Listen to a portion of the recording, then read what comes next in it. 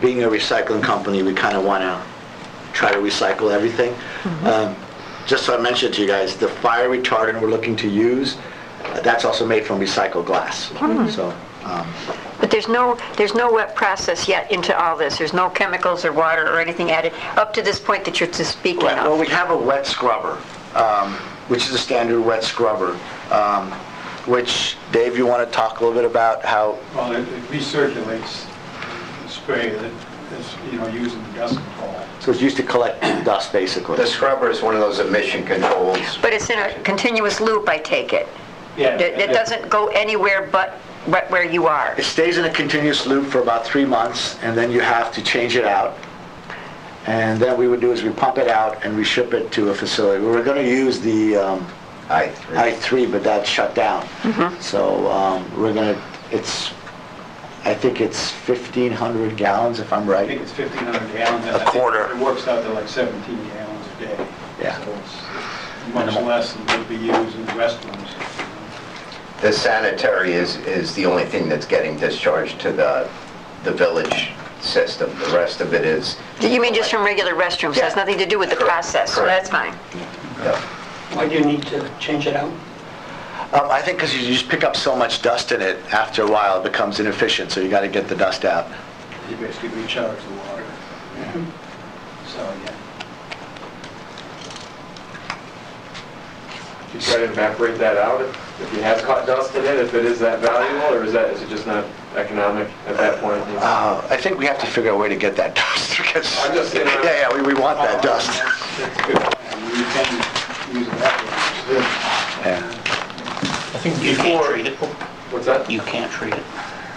I mean, like I said, it'd be a value to him, Yeah. So for us, you know what I mean? But just to mention, the amount of dust in that gas that will be treated in the water scrubber is very low, because it goes through a gravity process on the output. So basically you collect whatever dust you can out of that gas, and then it goes into the process. So again, you're trying to really minimize. I think we have a 99% recovery before, and that 1%, unfortunately, we have to give up for now. It's at the tail end of the treatment stream. Where does the lithium go? So the lithium goes in the powder. There's one, well, people, they get on the internet, they read about lithium, right? There's a huge difference between lithium metal and lithium ion, right? Lithium metal is exponentially more dangerous than lithium ion, and that's why the batteries are lithium ion batteries, not lithium metal batteries. Your watches used to have lithium metal batteries. Those little discs. So that's just one thing I wanted to clear up. So when you're on the net and you're browsing and you're looking for stuff, make sure you're looking at lithium ion, not lithium metal, which is apples and oranges. So the lithium stays in the powder, which is very valuable for us. The lithium in a battery actually is a very, very tiny component of the battery. Like 2%? Yes. So max 2% of a battery is actually lithium. Sometimes it's even lower. They call them lithium-ion batteries because lithium is critical for the reaction to take place. But as far as volume, it's probably the smallest content in a battery. It's either cobalt, nickel, iron phosphate, which we don't treat. And there's like 4 or 5 other different chemistries people are always working on to make batteries more efficient and cheaper. So your processor that takes the bag would get the lithium out of that? Yes, through the leaching process that happens in Korea. So then once the battery powder is all sorted, it gets loaded into bags, puts on pallets. There's an MSDS. It has the proper the packing requirements. Put the proper labels, placards. Truck comes. It gets shipped overseas. And that's basically the whole process. During this whole process, everything is being recorded. For example, if we take, just throwing the name out, Tesla batteries. We give them a report saying that your batteries were taken to our storage facility on this date. On this date, they were moved to the processing facility. On this date, they were moved to, they were being shipped out. These are the details. These are the pictures. What we want is full transparency with our suppliers, because a lot of the companies we deal with are the big OEMs. Apple, SK, Tesla, and they want full transparency of what happens to their stuff. We haven't perfected it, but we're actually looking at working on a system where if someone sitting at Tesla wants to see their batteries, they log into our system, we get all the information. If a live shot is available, they'll have access to it. If not, they'll have pictures taken at each stage so they know where the batteries are. One thing that's important, there's no hazardous waste generated as part of this process, and that was one of the things that we had to demonstrate to DEC. Yes, I was going to say that that's one of the main points that we actually work pretty hard on, and we're kind of proud, is that whatever gets brought to us, we don't just go for the valuable stuff, put it in the bag, sell it, make money. We actually take the entire unit. Danish mentioned steel. There's actually some plastics that, again, that we're going to try to recycle. Some electronic boards. We have a facility in France that actually can accept those boards. So again, 100% or near 100% of anything that comes in will find a downstream home to actually fit it. Nothing goes into the bin, basically. That's one of those. You know, this is a new industry in the United States, and well, actually, maybe it's not a good example, the corona thing. If people don't know about something, there's anxiety, there's fear, there's all sorts of stuff. That's the reason you're here. Yeah. Because for 3 months we've been working on this, and you guys not coming forth for whatever reason has caused more fear than the actual process. So, you know, One thing though, I mean, I'm not sure, like, I didn't realize there was a new administration, but, you know, Chris Pelto was working with the former mayor, and they were... But he alone cannot run the village. He needed to come to the whole board. Right, the village board. And The village manager was involved, No. the mayor. No, the village manager heard about it once, that there was this recycling place well, I'm sorry, I don't need to speak for you, you're a big boy. Nor I, Anthony, I'm sorry. I should not speak for him.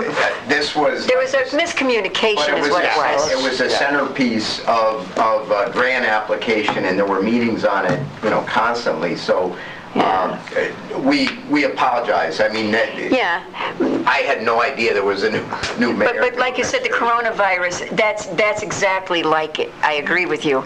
Yeah, that's kind of what happened.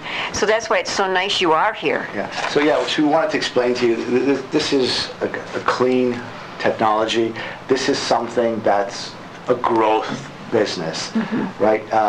You're bringing something to Endicott that's not like, it's not a shop, or it's not a mature. This is an industry that's just going to blossom over the next 20 years.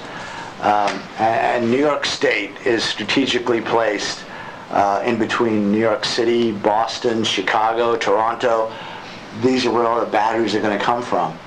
And you know, there are going to be a lot of places. We have a competitor up in, I think it's Rochester? Yeah, Rochester. That's starting up, and we've lost a little bit of time. We had a huge lead on them, but we really want to establish this as a hub and grow the business in this area. Okay. Is there absolutely any other chemicals that they're immersed in or that you use in any part of your process at all? No chemicals at all are used? No other than this wet scrubber, there's absolutely nothing? No, that's... Okay. See, that's what we did not The wet understand. scrubber's water. Water, Yeah. yeah. Okay, and then, yeah. And sodium hydroxide. Yes. And, hold on. Yes, for the scrubber, yeah, to pull out the... What's that? How low they have to keep them? I can't hear. Is that, I mean, just to adjust the pH of it? I mean, you know, so it's not, whatever. So what is it for, Bill? Just to drop the pH, pH so of it's the- not acidic, that would be a basic. Yeah, exactly. Dropping the pH of the water. Of the air that comes out. Okay. So what is it again? Sodium hydroxide. It's a very common Yeah, that's a- material used for pH adjustment. Otherwise Wait a known minute, as I see strain that on your list. You buy that too, right? I mean, the lab uses it for solutions, but we definitely use sodium solutions, but not. Okay, not that one. So basically, that is just to drop the pH of the water. Increase it. Oh, increase. So your code enforcement would identify what route they prefer these trucks to come in and out of? Nobody has mentioned the routes. Well, that's what I think your code should determine is Okay. what's the path of least resistance. Okay. Okay, we'll have to do that. So the comment was made that you'll be producing no hazardous waste material. How much hazardous waste material will be coming in with these batteries?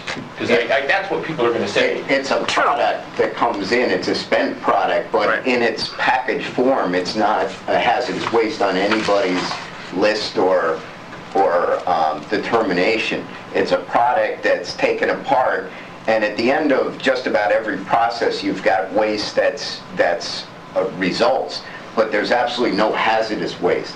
Like, I don't know what's left over after all the recycling, but we don't take a waste and make it into a product. Right, no, but the fear from several people is they're going to be transporting hazardous waste into this facility. No. So what And so that's something you need to... So You need to clarify. we're transporting in spent lithium-ion batteries. Right now on your roads, you have live lithium-ion batteries. In the EVs that are driving around, you have a manufacturer of lithium-ion batteries that is shipping lithium-ion batteries on the roads. You've got people delivering natural gas. You've got oil coming into your homes. You've got gas going into your gas. Those are exponentially more dangerous. I agree, I understand that, but I'm just saying, it's one of the fears that you have to assuage is, Yeah. that's not happening. So if I may propose something, because I guess I guess I understand what you're saying, right? You're just saying that there's a fear Yes. that Right. that's happening, even though that's not actually Correct. happening. Yeah. So that's a little bit more of a situation that I think, at least I hope, that the village can coordinate with them on in terms of what that messaging should be from a town and union perspective, from a village perspective, so that the community is aware for those who have that fear. Because I don't think that a company can just do that alone. I think it needs to be a collective effort to educate the community on that. So just want to make sure that that's clear. The other thing I just want to just mention in terms of, you mentioned the code to find out what routes they should take.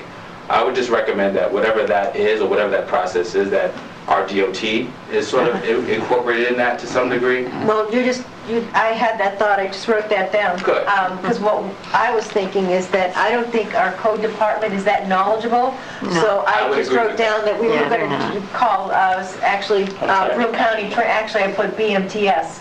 So I would do the DOT in Yeah, so DOT BMTS. will probably be the more of the authority on that's that okay. route, and we can certainly connect you with the regional director for DOT for the southern tier, for this part of the southern tier, to help coordinate that. So that shouldn't be an issue though. So those for the instructions transport go route. out to your truckers how to get in. Yeah, they'll go in the pre... And just to clarify, you said there's possibly 2 trucks coming in and 1 going out each day. Yep. Another thing I want to just make you guys understand, I mean, I feel this robustly inside myself, and I don't know how to get the message across. In the next 10 years, we want to have 12 to 15 of these plants all over the United States. We want this to be the flagship of all the plants with Endicott. So we are going to do everything to make this thing spanking safe, beautiful, and as a model that, and we want to make it so robust. Can't believe I'm saying this in a room in front of all these other people, that we can use some of its parameters to keep other competitors out, saying, hey, Well, that makes sense. if you need to have a processing plant, you need 18-inch walls in your... Yes, there you go. So we really want this Endicott plant to be the shining star in our thing that will get us going in our building plants all over the United States. Is there room with the existing footprint or whatever to, like you said, as this industry grows, to receive 2 trucks a day, or is that something that just because of the facility or because of the road, you just can't upsize? Right now our plans are not for an expansion right now. Right now it's just let's get this thing. We're a little bit Tape to Sharice. ahead of the market, I would say, because the big flood of batteries hasn't really hit yet. It's going to hit probably in the next 5 years. So what we want to do is set up the first plant that can be a model for everybody else. Over and talk to Sharish about it. But everybody else mean our other plants, not our competitors. And Not separated. we're constantly looking at improving the process, making it more high-tech, making it more safer, making it more mundane, so that, you know, there are a lot of things in this world that are dangerous, but as long as you do have proper procedures, protocol, monitoring, you do it safely, and you make it your daily, part of your daily life, it's no longer dangerous. I mean, when you walk across a gas station to get a candy bar from the little shop in the gas station, you don't realize you're walking on hundreds and hundreds of gallons of flammable liquid. I mean, you don't even think about it. So at some point we want to get to that stage where, you know, it's a new industry, there's a lot of unknowns, people are afraid, that's very understandable. And I think we're here, and apologize for all the miscommunications. No, today we go forward. We're here to let you guys know that's not the case, and we're here to help you guys walk through it with us. And I think that's what we need to do, is we need to, again, like you said, the town, the county, and you all get together and put the correct information out there and stand as united front to get the correct information to the public and let them understand, and put it in a way to have it that they understand it as You know well. what happened very incorrectly, and it was very naive of me actually, when we had our public presentation. To me, it sounds like it's the greatest thing, right? So I'm like, okay, there's no way anybody can have a problem with this. It's low emissions. It's a clean process. It's a new industry, and there were a few gentlemen there that didn't let us even speak. That's what I said. That's why this is private. That's why, I was telling the mayor, what happened was they Yeah, it was terrible. ruined it. They were heckling, and they were horrible, and they ruined it for the rest of us Yeah. who was there to try You to were get asking very answers. legitimate questions. And you weren't able to answer them because they wouldn't give you the time to answer them, and we were getting frustrated because of that. And that's where I wish that maybe Huron would have, because you brought the security guards in, I just wish the security guards would have helped him out the door. Unfortunately, You that, have to be careful on that. you know, I know. and They to actually be would have fair, They don't like that. no, it was like grin and bear it. We had to just wait it out, and unfortunately, a lot of the public comments that were received were all carbon copies of the same comment from the same gentleman, you know, so And it was that's a big problem. But that's the issue is we don't want people to listen to one gentleman who is giving out misinformation. We want the information coming directly from you, which is the correct information. And I think if we get that out there as a united front with everybody on board, then that's gonna, the public will receive that better. We have a couple more questions. The building is 30 years old. I'm taking it that because you want this to be state-of-the-art, you're going to totally refit it to your purposes. So And I'd like to know what all your plans are. Sure. Our permit doesn't allow us to do anything until we get our permits. Oh, no. So the building has just been, we've demolished all the stuff that we don't need. So that's gone. I'm just curious what it's going to look like is all I want to know. I can speak to that. So Sure. basically, when we released the building from Huron, it came with previous equipment from the previous operators. So we've actually been removing some of this equipment, but there is a limit to how much you can actually work inside the building, as Dennis just mentioned. Right. So once we get the permit, we're actually going to be able to look at the footprints and the different things. So we're working with the architectural firm in Binghamton, IBI. I don't know if you're familiar with them. Okay. So basically, we've been working with them for almost a year now, and they're putting together a design to basically adapt the interior, obviously, to our process, and also do some upgrades on some of these systems that are 25, 30 years old. Right. Even though when they were built, they were actually state-of-the-art. And actually, funnily, most of the work that are happening is actually downgrades.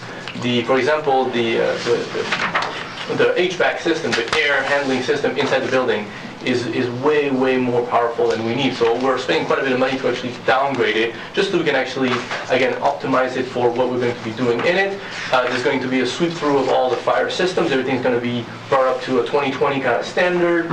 We're looking at all the various equipments that will remain, making sure that they're still up to code. And again, we're working with this architectural firm who is assisting us, obviously, to put together a solid design. Very good. The plant even has 1 megawatt of built-in power generation, so it can run itself also. Ah, Because that was my next That's good. question. And I was going to say, whatever happens if there's a power outage, is everything shut down and does it have Built right into backups? built right inside. Yeah, I think a common design is what we call the fail-safe, which is that if power goes out, everything falls to a safe state. But again, if we wanted to, we could actually connect into the generator and continue operation if the rest of the town was in the dark, but I'm not sure we'll. well, do that. that's our problem. We need generators. Now, did you have a question? No, I just want to go back. You said nothing's going to be released into the atmosphere. That's just a closed process now. So after like the kiln process and all that, like there's nothing coming out of the. We have what's up or what is it I exactly? think 4 emission points, but it's basically treated air. There might be some steam, water vapor, and carbon dioxide. Well, from the natural gas burner for the motor, the kiln would have, Yeah, from that. that would be the same for any other building. And that's what Okay. all the Okay. DEC permit relates to, is those emission What's permits coming out, that are yeah. way within their standards. And that's where I think also Danish clarified that we had a standard that was Yeah. lowered even further, and we agreed to it. And so again, Even looking at the Okay. annual emissions, most of them are less than a pound, less than a few pounds. Particulars might be 100 pounds or something like that, but that's for the course of a whole year. Okay. And it's a kind of standard emission,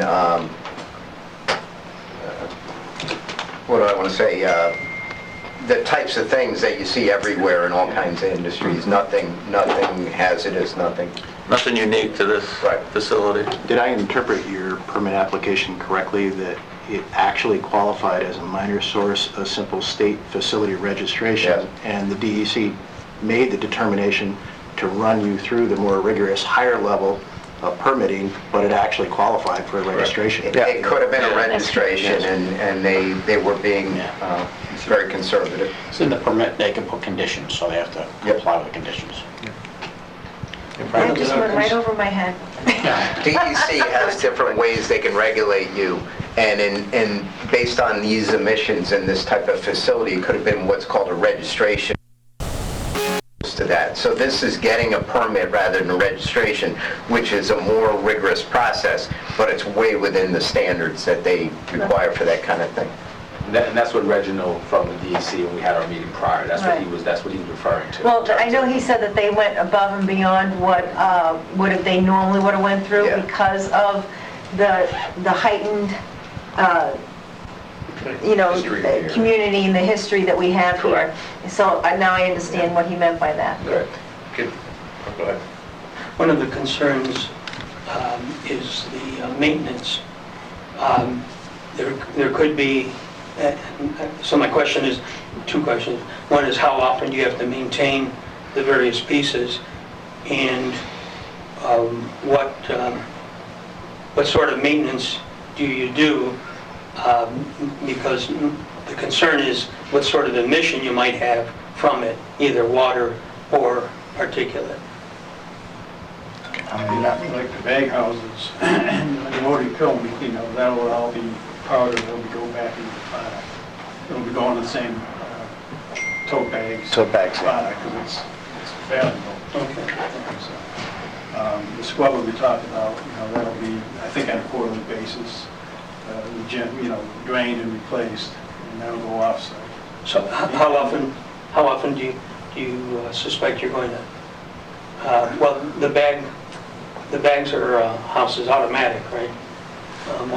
Yeah, Well, more ongoing, right? Yeah. I think it's ongoing is what you're saying. Yep. yeah. That process. So you're talking about what, like shut down regular So annual it's shut maintenance? down, so you need to clean the rotary kiln, I would think, and also the waste heat boiler. I think you just said quarterly.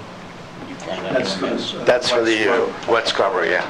Yeah, but we have a schedule, I don't have it in front of me, but different pieces of equipment have different schedules for us to go through. Okay.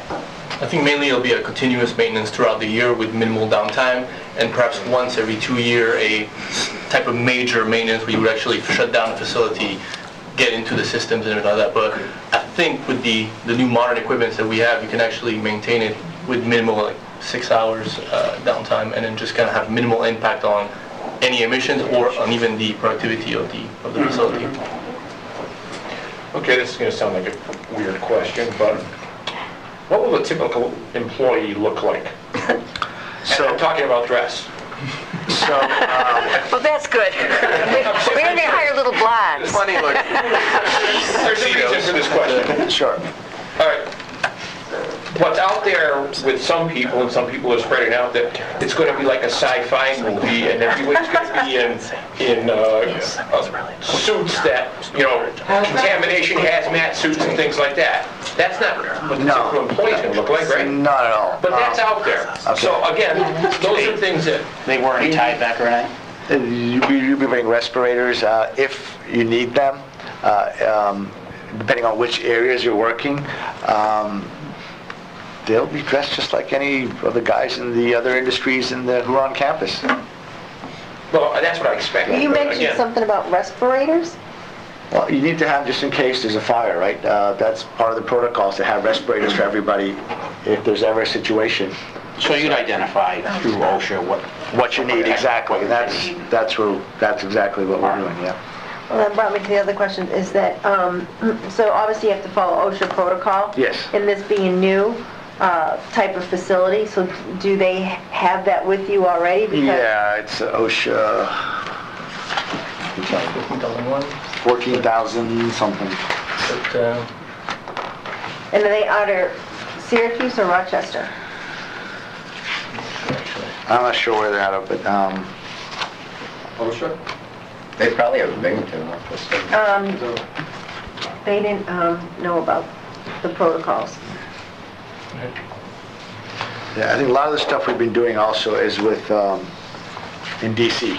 I'm sorry, you said OSHA doesn't know about the protocols? No, the local office. The local OSHA office? Yeah, They didn't know about the protocols. no.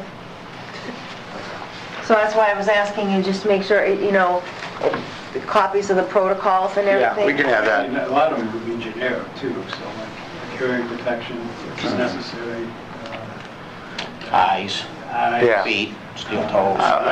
There's If there was a Right. situation that deemed to be suspicious and that they would exceed PL, I guess would be an applicable thing. So if they were suspicious of, something was going to exceed OSHA standard, they do the monitoring, and if the monitoring indicated, they would have to wear a respirator. That's really not anticipated. Like a standard factory kind of Okay. requirement, right? Nothing specific to... So once we move along, our first 2 hires is going to be a plant manager, obviously, so that the plant manager is involved in the process from day one as it's being built, so he knows it inside out, and simultaneously health and safety guy. So as it's being built, all those health and safety concerns are also being looked at from a point of view of someone who's actually going to administer the health and safety policies. So they'll document the process. Yes, exactly. And then OSHA comes in and does their Does a review and inspections so and their forth. review. Yeah. And that hire will be the one that'll also be working with DC, correct? Yes. Okay. Because I know that they usually come in and they do a review and they come back again and we'll do another inspection when it's up and running. So, I mean, those are 2 critical first hires that we're going to look at. I have another question. When the trucks come in, how long will the batteries sit before they're processed? Like 2 hours, 6 hours, just a general time? I know you can't say 2 hours and 15 minutes, but... In the processing facility, they'll be done right away, right? In the storage, it's got to be a function of how much volume we get. They could be there for a week. Oh, okay, so they are going to be stored for a while. They don't get processed immediately. Okay. Well, after they're... There's 2 facilities. One is the storage facility where they are stored. Right. Where they may be stored for a week. Okay, that's what I was Shorter or asking. longer. But when they get to the processing facility, they have to be processed that same day. Okay. So your inventory turns are going to be pretty quick, Yeah, 50-ish? yeah. Okay. But you, because you have the battery storage system, you're already going to have, like you said, you have the fire repression system in there and the heat sensor system in there. You're going to put all of that in there, all those safeguards. Right. And plus, they're going to be separated by concrete walls. Yep. And I think it's worth mentioning as well that the first line of this fence is always going to be well-trained employee. You can have all the gadgets, you can have all the lasers, well-trained people that know what to do in the case of an event. That's your best preparation. I mean, when we went a little overboard, and we were actually looking at these thermal tiles that NASA uses, but then we would have to ask New York State to give us a couple $1 million to put those tiles in. Omar didn't want to sign in. Omar didn't want to give that. Yeah, we got money. So we're like, who else uses these tiles? They're like, oh, just NASA. I'm like, oh, okay. That's what they put on the outside of the space shuttle, right? Right. Similar, yes. Oh, As far as communications go, I think the last we met, county executive said he'd be willing to run the communications through his Yes. PR office. Okay. So I'll get a hold of him later on today and have him contact okay, because we want to sit and talk about it, Yep, you know, yep, yep. a little bit, and we want to still talk to someone else for a few minutes, but other than that, because, you know, I think I understand everything. My main concern is the discharge, and that's the only thing I'm going to double check with someone on. Okay. And that's was one of his first worries, and that's what I want to discuss, because I may have misinterpreted what he suggested. Okay. That happened. The discharge of the electrical charge or... Yes, or because the emission? because I was told that when he looked at this, he said, oh no. He said, discharging has to be the second you get there. It has to be discharged in a separate building with a distance between that and the storage building. But I may have misunderstood, because I do that, and so I'm going to ask. That would mean 3 buildings. Yes, it would mean 3. Which DEC does not require. But that's what I'm going to ask, because I just want an opinion, and And you said that That's a all. lot of these batteries, Well, also ask him for what purpose would he... yeah, I will, That's well, and like I said, I may have misinterpreted it, so that may not be his Probably opinion. not. Please, don't, you know, because I do make mistakes, and that's why I have to ask. and you said most of them are already either discharged completely or discharged Cell phone and less than laptop batteries. 30%. Cell phone and laptop batteries no one gets rid of them until they're useless, basically. They're dead, so Yeah. they're not, They're not the issue. The EV batteries are, you said by that usually DOT they're regulations, the state of charge has to be less than 30%. less than 30%, that's what I remember. Right. You know, the beauty of this is it keeps all this stuff out of the landfill. Yeah, exactly. No, that's a good thing. It Yeah. is a good thing, yeah. I think, this isn't my area of expertise, but the packaging protects from any kind of accidental fire and like that anyhow. So Yeah, they it come in, contains it in the unit. They're already, when they come in the facility, they're already packaged in a safe manner. And then Yep. before the process. They're all in steel drums that are sealed at the top with X amount of space on top, so this... And it's a battery pack that's in a car, so it's not like an open, waiting for a big problem. I mean, to an extent, they're already designed to prevent those kind of things. Our goal is, once we are up and running, right, is to actually start more on the grassroots part of actually recycling batteries, what it means for the community and so forth. Because still today, in the United States, it's terrible. I mean, 95% of our batteries go into the landfills. Yeah, and that's bad. In Europe, it's, what percent goes, like 20% goes? 85% is recycled. It's amazing. 95 with lithium ion. Lithium ion, sorry. States lead acid is the most Yeah. recycled commodity in the Yeah, country. yeah. Lithium ion, sorry, yeah. Yeah. Okay. Go ahead. I just wanted to make sure I understood. You get the batteries in, and then you inspect them, whatever, and then they go to storage before you bring them over to the processing? Right. Do you store them charged? No, Okay. that's the first thing. When they come in, they get discharged, and then they get stored. So whatever little is left in that battery gets Try to suck it out, discharged, yep. gets sucked. But because of New York State regulations, they have to be less than 30% anyway. My Is other that question, state have or you... federal? That's federal. That's Oh, it. federal? Yeah, Okay, for federal. transport, yeah. My next question is, have you contacted Weissman's yet or have a contract with Weissman's to come and pick up any of the leftover metals? No, we have not spoken to them. No. They're the local... Yes. Scrapper. They're in Owego. Okay. They're about 20 minutes from here. Oh, okay. Yeah. We'll contact them. We actually spoke to somebody up in the Syracuse area, just because we're looking to buy some e-scrap, some electronic scrap from them also. Weissman? Yeah, there's several. So just to be, just to be clear, They- Weissman is just one of Yeah. Many, yeah. here. Yeah. The metals will be the easiest thing to do. Yeah. They're just the closest to Broome County. I believe they're in Tioga counties, but Right. that's something that you Yeah. said you're already having conversations with someone Yeah. for that. Yeah. Weissman, if that potentially could be an option, but that's something you guys would have to figure Well, out. I just threw it out there because it's a local company. It's going to be Yep. quick and easy for transport, Absolutely. closer. Well, I just want to make sure that it's understood. You guys are speaking. Right. You're dealing with that issue. It's Yeah. But it's not- all, I mean, it's all price. You know, Yeah. what's it going for per ton? And, you know, we, at the county, they do quarterly bids on scrap metal. And, That whoever bids quarterly? Wow. it, yeah, whoever bids the best price gets it that quarter. Yeah, we've ended up going to green block. Yeah, You know what I mean? yeah, There's prices times kind depending of, on who's giving you a better price. Okay. Our goal is to support the local community the best we can. you have some good scrappers. Do you have any more questions? So I have just a quick question. This process came from Korea, the processing side of it. Right. How long has that process been operational, and were there any, or have there been any problems? So Korea, the process has been running for 9 years? Yeah, and that's a 10. good thing. So that's why I said. 12 I may years. have understood. 12 years. And, well, Paul can tell us, he's been working from Sungeel. Yeah, we have been running this kind of process more than Yeah. 1 decade, which is 12 Yeah. years. And there was no significant accident so far. So it's a very stable process, very fine, and we are running Yes. same kind Yeah, of that's why I said, factory we just want to check in out. Because 5 someone looks different right at sites PR, and I in the don't world, think that's a good idea. Malaysia, Hungary, India, and USA. Yeah, so our JV partners, like you heard, have been in the business over a decade. They're actually the largest lithium-ion battery recycler in the world. Because there might be something.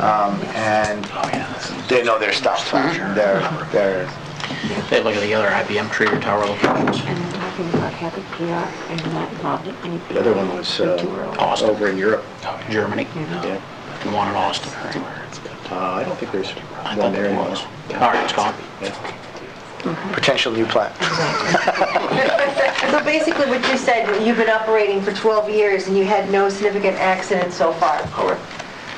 At all? So keep in mind too, we have the global headquarters for BAE's hybrid bus division dealing with batteries all the Right. time, and we've had no significant issues. Well, actually, because we were just mentioning that about also with BAE with their new buses and maybe be using the facility as well. But part of the vision is that we think that there's a battery-related economy coming, that we just suffered the most significant loss the campus has ever suffered with losing the second largest tenant moving to Wisconsin.